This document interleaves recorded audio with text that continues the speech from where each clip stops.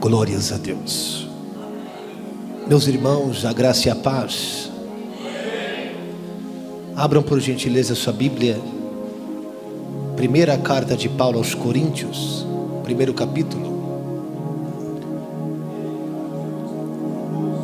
1 Coríntios, primeiro capítulo da epístola.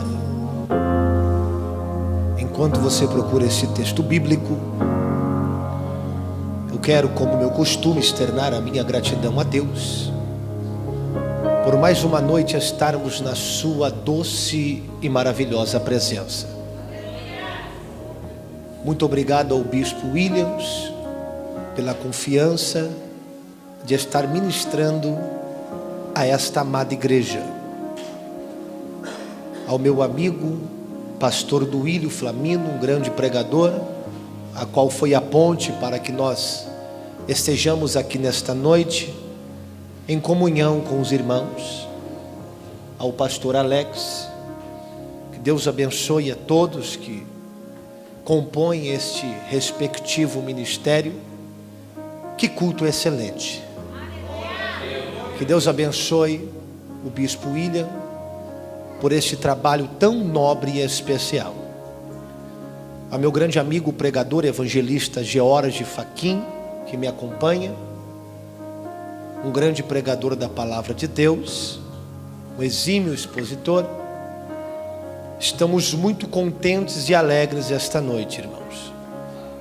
Eu achei lindo a forma com que as crianças adoram ao Senhor aqui. Eu me arrependi, viu, Bispo Williams, de não ter trazido meus filhos, ficaram em casa. Eu tenho 5 irmãos, não parece não, hein? Pedro, Tiago, João, Ana, Lorena, Radassa. Eu devia ter trazido, né? Eles iam amar esse culto. Vamos para a palavra de Deus.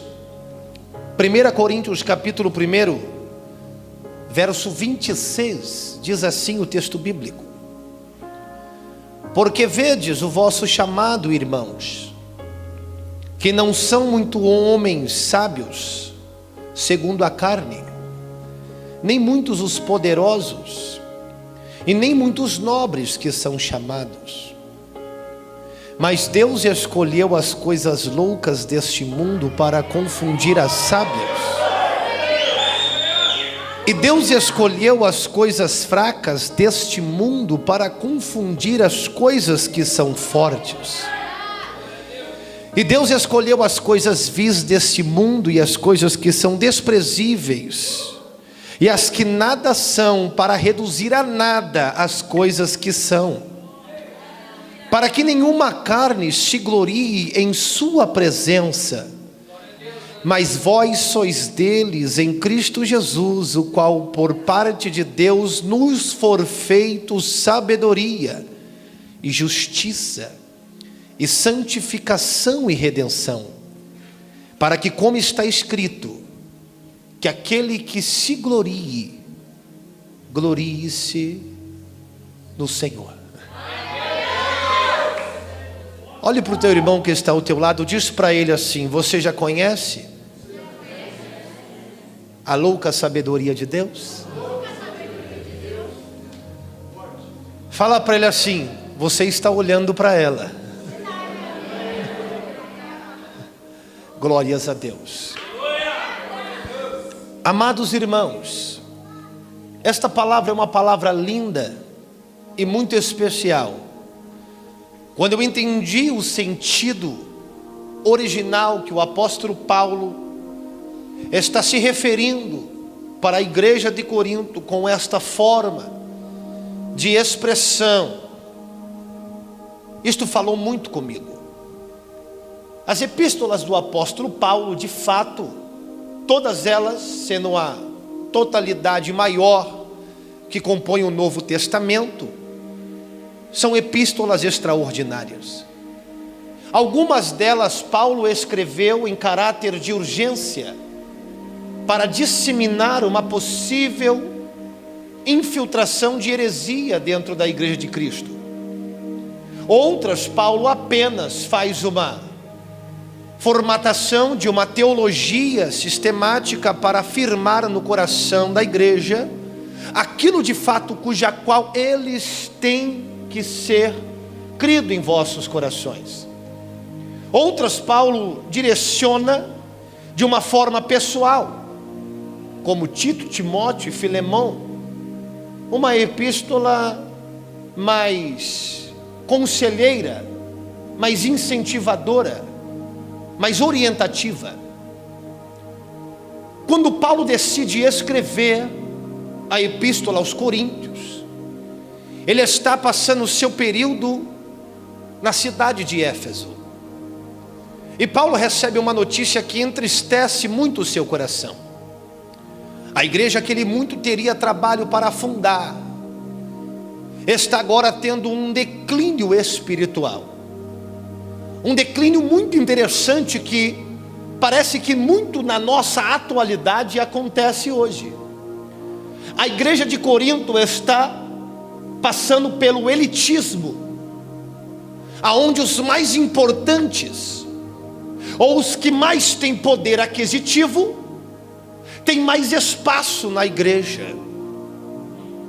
A igreja de Corinto está passando por um período de facções, a divisão dentro da igreja. Quando uns dizem eu sou de Paulo, outros dizem eu sou de Apolo, outros dizem eu sou de Pedro, como se porventura estivesse Cristo dividido pela placa que está do lado de fora. Então Paulo tenta combater esta divisão de facção, apresentando como todos nós em um corpo, cada um sendo um membro, mas a cabeça é Cristo.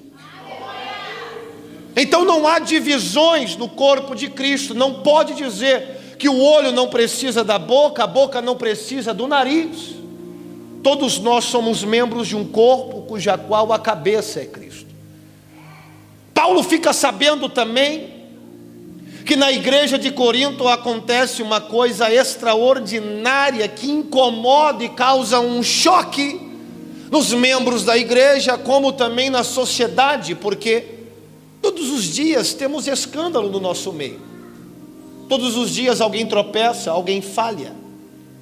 E muitas têm o pensamento religioso como se isso não acontecesse naquele tempo, evangelista George. Mas isso acontecia também, porque aconteceu um ato na igreja de Corinto que não era costume nem de acontecer entre os pagãos. Um jovem estava tendo relações sexuais com a mulher de seu pai. E Paulo vai tratar isso no capítulo 5 da igreja de Corinto. Apóstolo Paulo também trata de um assunto de suma importância, que é o ponto mais especial desta epístola, dedicando-se os últimos capítulos aos conselhos de como ser usado os dons espirituais e para que serve aquele que busca o dom, busca com sabedoria para que seja dado conforme o ministério que Deus tem em sua vida. Mas hoje parece que todo mundo quer pregar, parece que todo mundo hoje quer profetizar, não para que Cristo seja anunciado, mas para ser visto no cartaz ou ser visto nas grandes plataformas, como se aquilo que fosse de benefício, Cristo sendo anunciado, fosse uma tarefa quase desqualificada.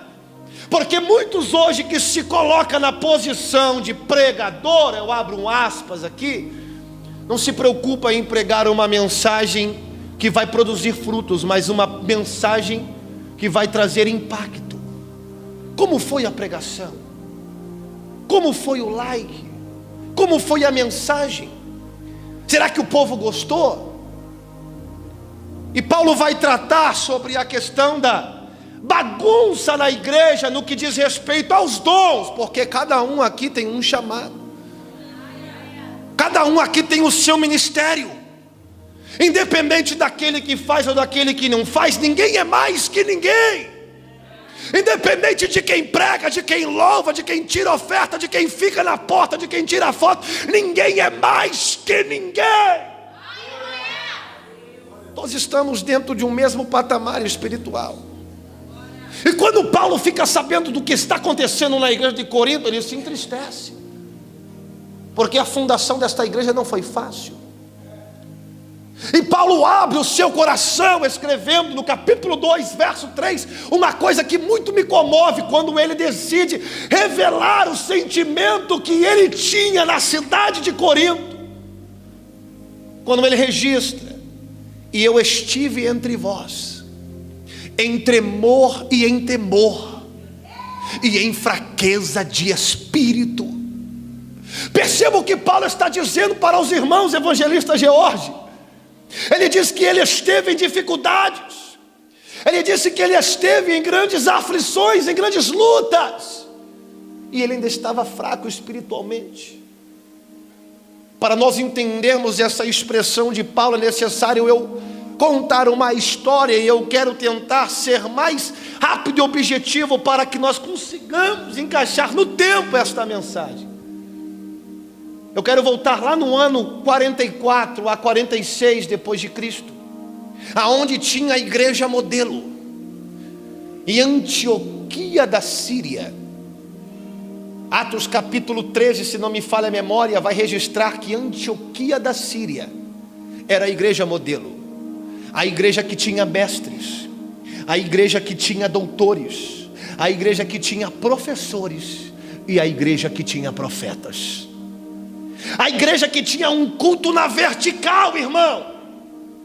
Porque para nós continuarmos na jornada, nós precisamos ser cheios da palavra de Deus.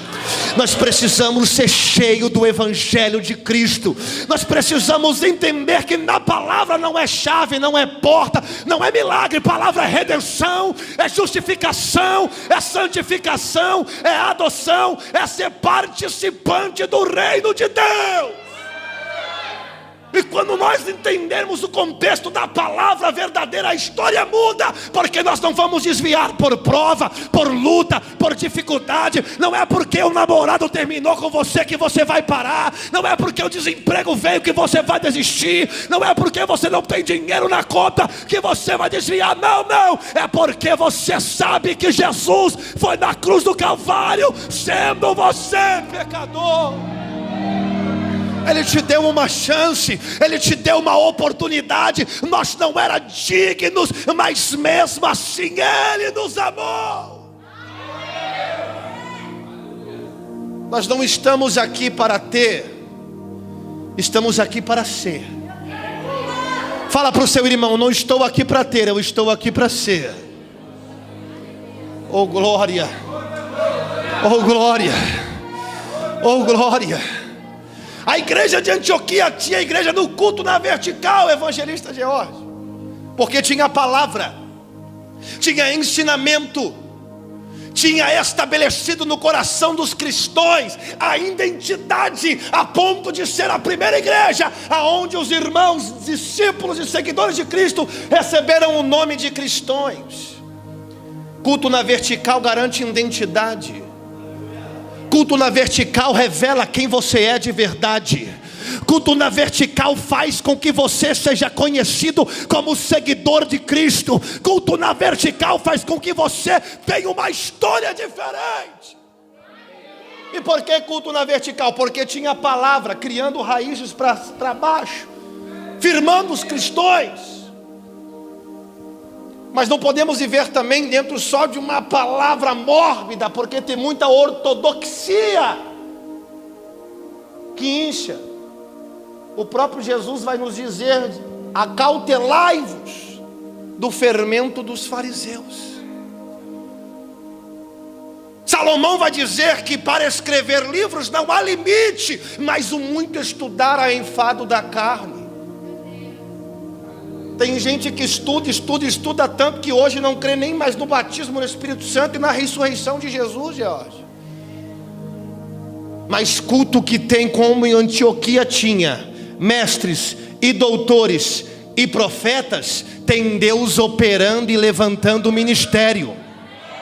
porque tinha o ensinamento da palavra através dos mestres e doutores, mas a boca de Deus falando na boca dos profetas. E aonde tem profeta, tem direcionamento, tem orientação, tem palavra revelada, tem Deus habitando no meio. Levanta a mão para mim ver quem é profeta aqui. Oh glória, pega na mão do irmão que está ao teu lado, você que pode. Pega na mão do teu irmão, fala para ele assim: qual é o teu ministério? Tu é do ensino ou tu é da profecia? Fala para ele: tu é da palavra ou tu é do mistério? Oh glória, pega na mão dele e balança, irmão. Deixa eu te dizer uma coisa: Deus vai levantar pessoas com dons aqui para dar orientação, para dar crescimento, para dar virtude. Te prepara, Deus está em nosso meio.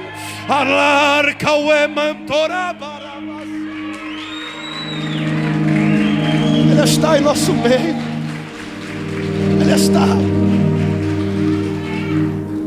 E a palavra de Deus vai nos dizer que os profetas se levantam, porque a doutrina nos firma, mas as profecias nos levam para frente, nos edifica. E Deus levanta os profetas e diz: separa a Paulo e a Barnabé para a grande obra que tenho na vida deles.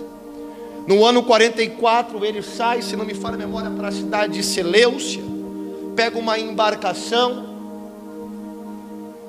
navegam para o leste, até chegar na ilha de Creta, no porto de Salamina, onde atravessam essa ilha do oriente para o ocidente, pregando a palavra de Deus, ensinando os ensinamentos até chegar no porto de Pafos, aonde pegam uma embarcação, sobem ao norte até atracar em Perge da Panfilha, passam em Perge da Panfilha, Icônio, Antioquia da Pisídia, Listra, Derbe, pregando a palavra de Deus, ensinando, fundando igrejas.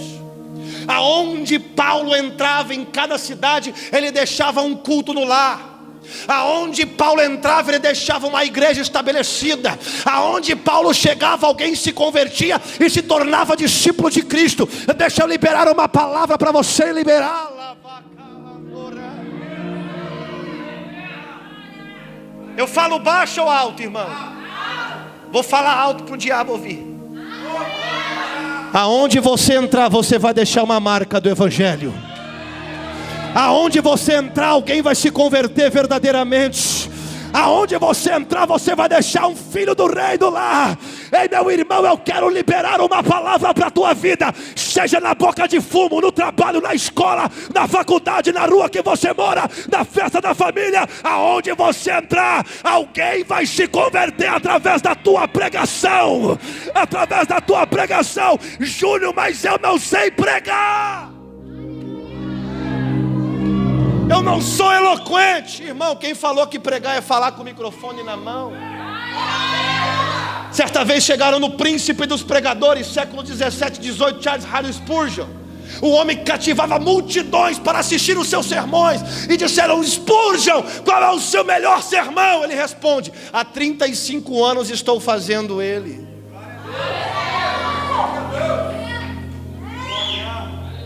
Sermão não é aquele que eu falo eloquentemente, é aquele que eu vivo.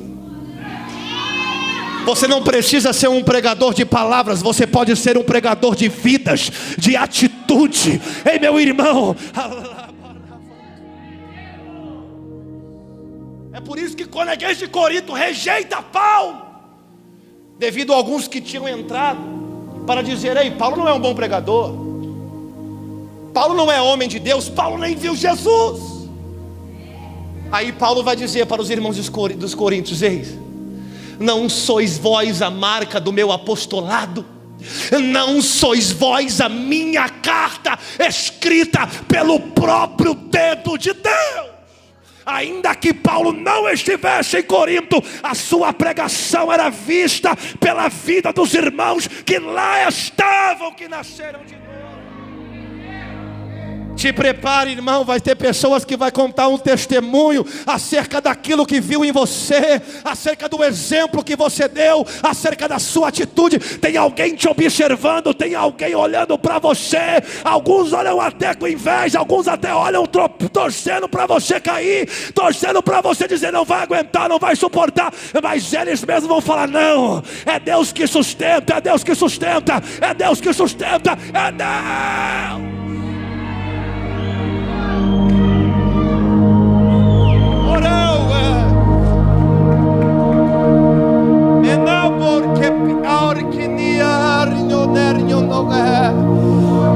Na cidade de Derbe eles voltam de cidade em cidade, confirmando as igrejas que ele haviam fundado.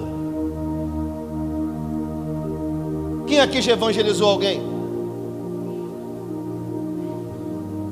Faz tempo que você não fala com eles? Faz tempo que você não manda uma mensagem? Por quê? Tropeçou, caiu, você abriu de mão? Achou às vezes que não vale a pena tentar de novo? Porque temos o pensamento que trazer para a igreja é fazer a nossa parte. Eu fiz a minha parte, mas esquecemos que às vezes temos que cuidar. Porque um trabalho de um pastor não é fácil. É desembaraçar lã, é tirar carrapicho, é cortar as unhas, é colocar óleo na cabeça para que espante as moscas varejeiras, é cuidar, é tratar.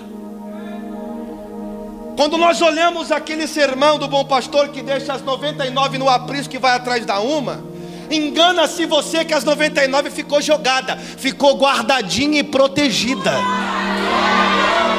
O bom pastor nunca vai deixar a ovelha de lado. O bom pastor nunca vai deixar a ovelha perdida. Ei, meu irmão, eu quero te convidar a sair desse culto hoje, a mandar uma mensagem, a ligar, a mandar uma foto, perguntar se está bem, como é que está. Seja um evangelista da palavra de Deus.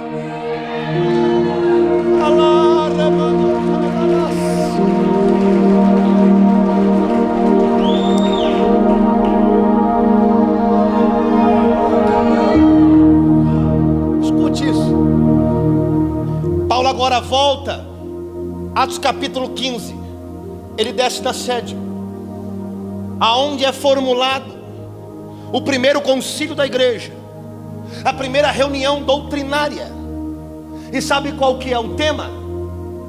Salvação. Sola fide, somente pela fé. Porque a igreja tinha uma mente judia. A salvação era só para os judeus. Então a princípio se pregava-se só para os judeus. E Paulo vem como apóstolo dos gentios, e pregando ainda que não é por obras, é por fé. Não é por circuncisão, é por fé. E a igreja está restrita à pregação do apóstolo Paulo. Contrapartida, Deus está confirmando a mesma pregação no coração do apóstolo Pedro, lá na casa de Cornélio. Quando Deus mostra para ele uma visão de animais e fala, mata e come, Pedro fala, Senhor, nunca comi coisa imunda nem da minha mocidade. Aí Deus fala, mas como? Tu chamas de imundo aquilo que eu já purifiquei. E o mesmo Espírito que caía sobre os hebreus foi derramado também sobre todos da casa de Cornélio, sendo esses gentios. Enquanto Paulo está pregando acerca da salvação pela fé, vem Pedro e confirmando, verdadeiramente o mesmo poder que Jesus tem operado entre os seus irmãos de Israel, também tem operado dentre os gentios. É estabelecida a doutrina, a salvação é pela fé e não por obras. Paulo tem aquele sentimento desejoso. 6 meses depois de regressar da primeira viagem, no ano 46 depois de Cristo, ele decide pregar. Chega em Barnabé e fala, Barnabé, vamos comigo. Barnabé, vamos novamente para o campo missionário.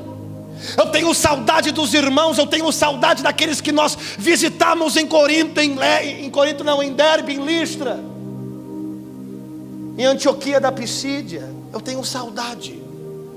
Vamos visitá-los. Barnabé fala, vamos. Eu vou chamar João Marco. Paulo, quando olha para Barnabé, fala, não. Posso falar uma coisa aqui? Posso falar mesmo? Isso pode mudar a tua vida. Numa jornada cristã, não dá para andar com quem é covarde.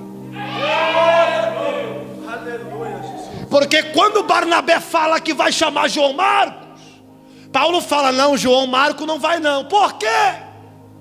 Porque na primeira viagem missionária João Marco foi junto. E quando chegou na cidade de Perge da Panfilha, ele abandonou Paulo e Barnabé. Na segunda viagem missionária, Paulo falou, não dá para andar com quem abandona.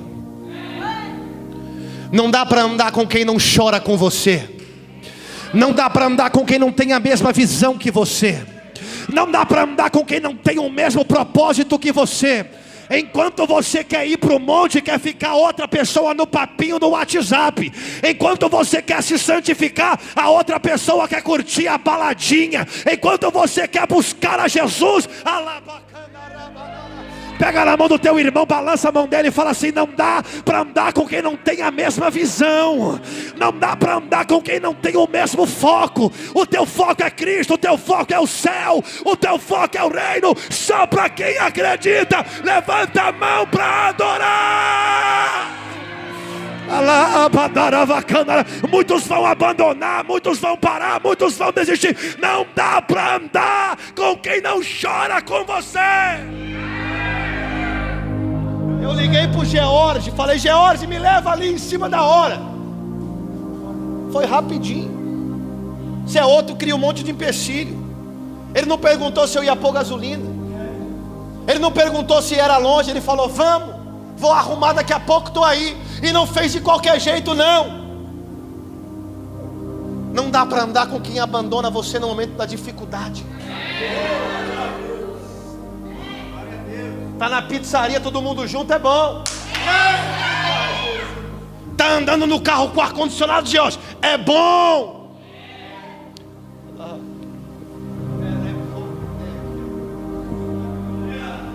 Tá quando os amigos tá todo reunido, tudo bom, é bom. Mas quando você precisa desabafar, quando você precisa de um abraço, quando você precisa de uma palavra de orientação, fala para o seu irmão assim, não dá para andar com um covarde. Mas às vezes pensamos que aquelas pessoas são as únicas amigas que temos. Às vezes pensamos que aquelas pessoas são as únicas que estão para nos estender a mão. E quem é apegado a pessoas volta para trás. Quem é apegado a pessoas desiste no meio do caminho. Não dá para seguir o evangelho e ser apegado a pessoas. Não dá para andar com Jesus e ser apegado a quem vai lhe apunhalar, a quem vai lhe puxar o tapete, a quem lhe vai lhe trair. Não dá para se apegar. Não dá. Porque Barnabé, quando olha para Paulo e ele restringe João Marco, Barnabé se apega. Ele pega João Marco e para onde ele vai? Para Chipre, para sua terra natal. Voltou para casa. Quem é apegado volta para casa. Quem é apegado desiste do caminho. Quem é apegado não caminha.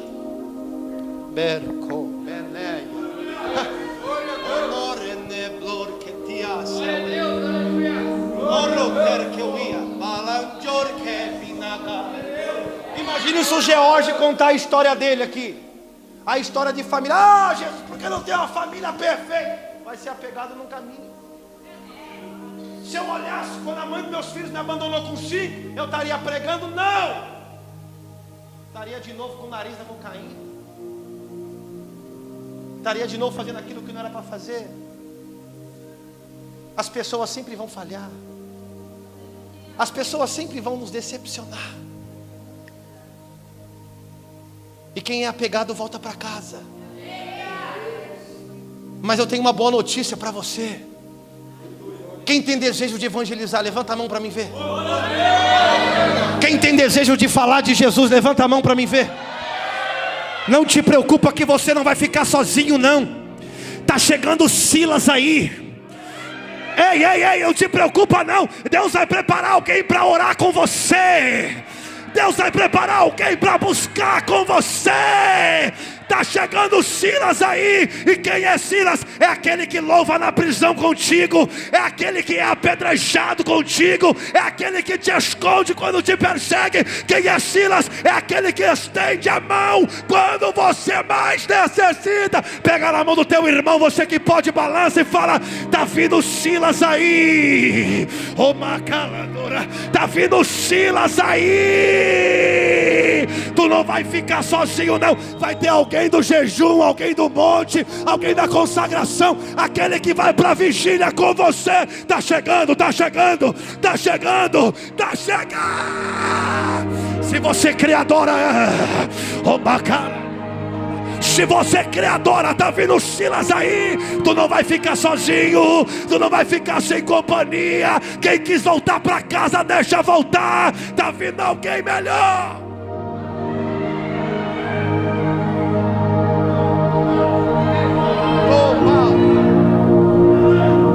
Tenho mais 10 minutos, eu vou pular a segunda viagem.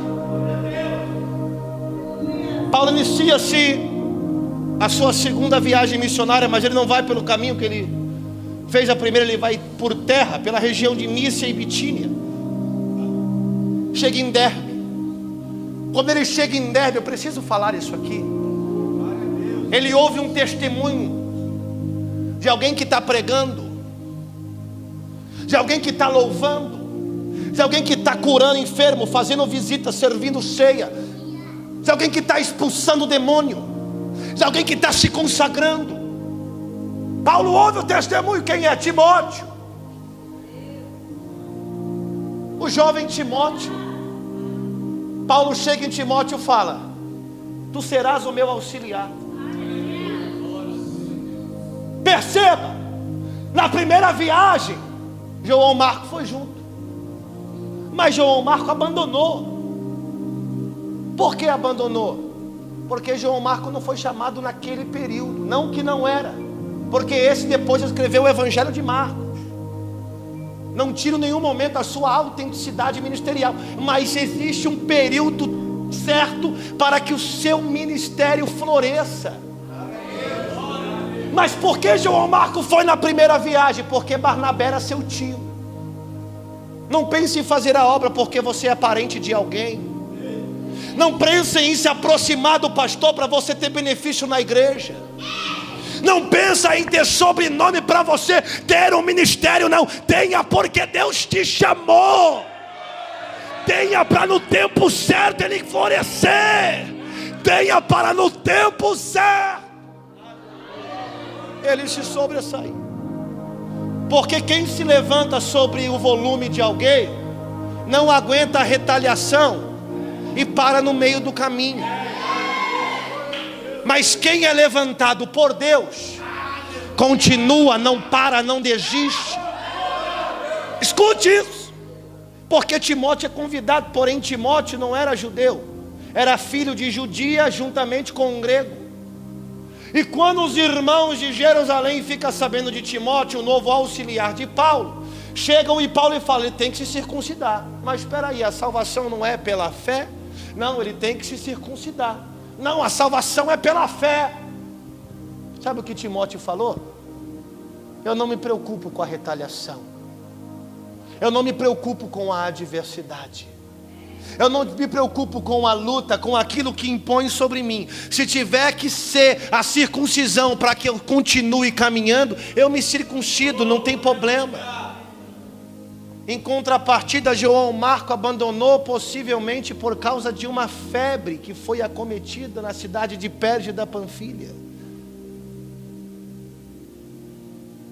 No tempo certo o teu ministério vai florescer. Não tenha pressa, não seja ansioso, não se desespere. No tempo certo o teu ministério vai florescer. Fala para o seu irmão assim que está do teu lado: não tenha pressa de pregar, não tenha pressa de louvar, não tenha pressa, não tenha. Busca Deus, estude a palavra, ore, seja crente no teu particular, porque no tempo certo vão falar, assim como chegaram em Paulo. Tem Timóteo aí, vão chegar, vão falar do teu nome, do teu ministério, vão testificar de você.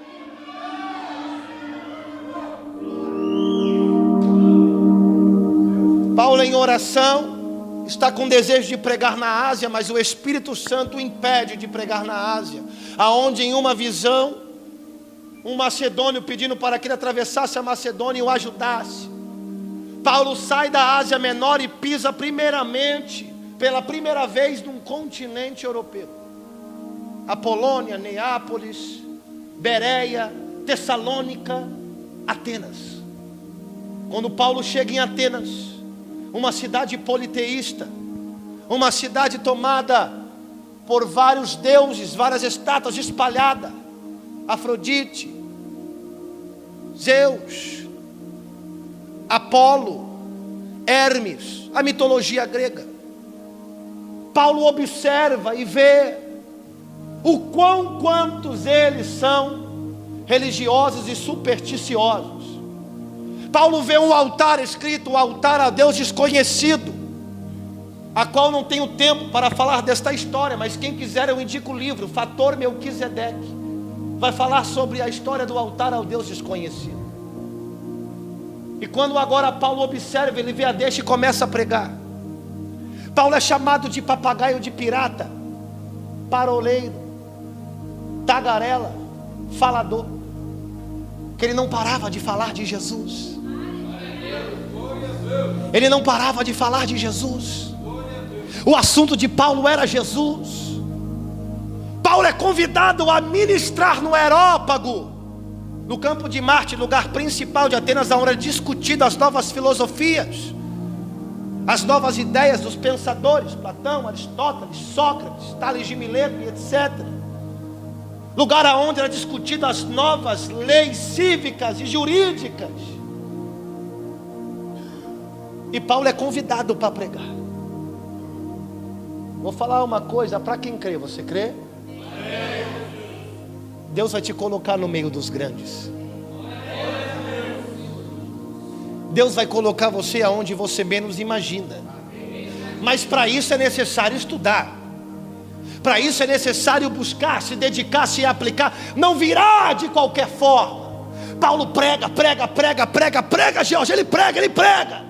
Ele traz lá do início da criação de Adão, do chamado de Abrão, da história de Israel, Moisés, Egito, Babilônia, 400 anos de silêncio profético, nascimento de Jesus, Império Romano. Ele começa a pregar. Ele começa a pregar que Jesus transforma água em vinho. Ele começa a pregar que Jesus multiplica pão e peixe. Ele começa a pregar que Jesus acalma a tempestade. Ele começa a pregar que Jesus ressuscita mortos. Ele começa a pregar que Jesus liberta os endemoniados, faz paralítico andar, cego enxerga, leproso é purificado. Ele começa a pregar. Está todo mundo estatelado com a pregação de Paulo. Quem não gosta de ouvir a água transformando em vinho? Quem não gosta de ouvir que vai acalmar a tempestade? Quem não gosta de ouvir que alguém andou sobre as águas? Quem não gosta de ouvir milagres? Quem não gosta de ouvir maravilhas? Mas quando Paulo começa a pregar, um rei que desceu do seu trono, se fez carne, foi morto numa cruz, desceu 3 dias às partes mais baixas, pregou para os espíritos em prisões e ressuscitou ao 3º dia. Aquilo foi demais. Paulo estava apostando em Atenas, que ali sairia uma bela igreja. Paulo estava apostando que Atenas sairia grandes pregadores. Mas chegaram em Paulo e falaram: ei Paulo, está ficando forte essa mensagem aí, está pesada, está cansativa, uma outra oportunidade, ouviremos o que você tem a dizer. E Paulo agora sai de Atenas decepcionado, porque bloquearam o sermão dele. Se coloque de pé em nome de Jesus.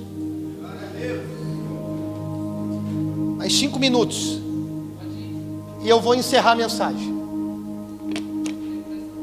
Mais 5 minutos e eu vou encerrar a mensagem. Paulo chega na cidade de Corinto, após ser de uma cidade religiosa, a cidade que ele olhou e falou: aqui vai sair uma igreja, aqui vai sair pregadores, George, aqui vai sair ministros.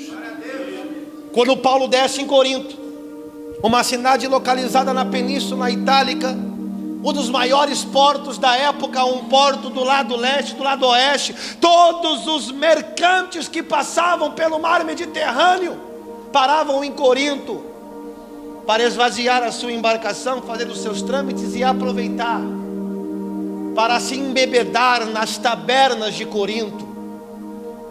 Se aproveitavam para se prostituir com as prostitutas que andavam na rua de Corinto. A cidade de Corinto era um caos. A cidade de Corinto era uma coisa horrível, a ponto que o comentarista William Barclay vai dizer que havia um provérbio na época, que quando passava-se pela rua um bêbado, ou entrasse em uma peça teatral uma prostituta ou alguém em uma situação deplorável, não vai rir que eu vou dizer, não, é verdade, gritavam-se: lá vai o corintiano. Fato histórico. Essa era a fama do cidadão de Corinto. E Paulo chega nessa cidade, prega, prega, prega, prega, prega, e ninguém se converte. Prega, prega, prega, prega, prega, e ninguém se converte. As pessoas não querem sair do pecado. As pessoas não querem sair da prostituição, da mentira, do adultério, do furto, da luxúria. As pessoas não querem. E Paulo está pregando, pregando, pregando, pregando, pregando. E quando não tem membro a igreja, não tem como pagar aluguel, não tem como o pregador se sustentar, não tem como o pastor viver, não tem oferta. O que Paulo faz? Começa a fabricar tenda para se se sustentar e a palavra continuar sendo pregada na cidade de Corinto. Agora Paulo continua. Paulo chega a ponto de desistir de Corinto, Bispo William, a ponto dele olhar para Corinto e escrever para Timóteo e Silas: ei, desce depressa, porque eu já chacoalhei as minhas vestes sobre Corinto. E Jesus disse: a cidade que vos entrares e não vos receberes, chacoalhai vossas vestes, para que o sangue dela não esteja mais sobre a tua vida. Paulo desistiu de Corinto. Paulo não queria mais pregar em Corinto.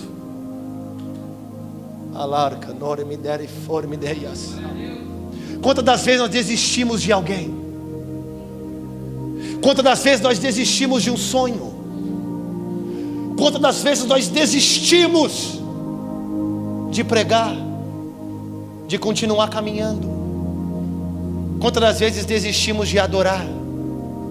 Desistimos de cumprir o chamado? Pega na mão do irmão que está ao teu lado. Eu vim aqui pregar para você que não é tempo de desistir. Eu vim pregar para você que não é tempo de parar. Pastor, Bispo William, pode preparar um louvor para nós encerrar em nome de Jesus? Eu quero convidar aqui à frente você que tem uma Corinto na tua vida.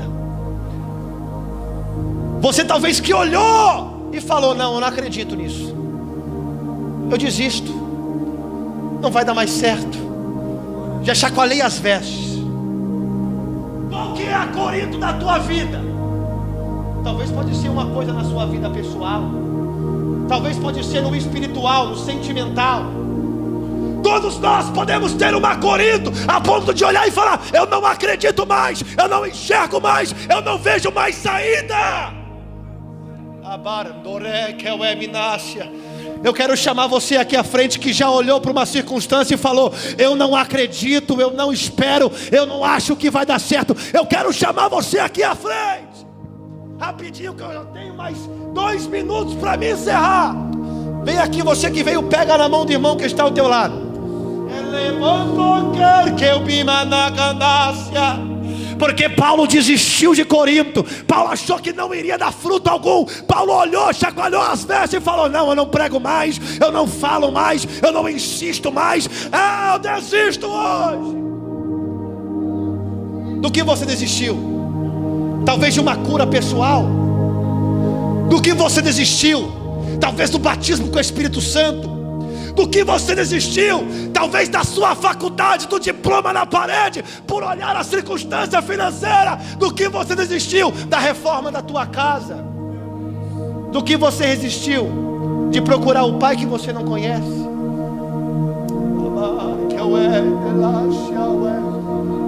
Do que você desistiu?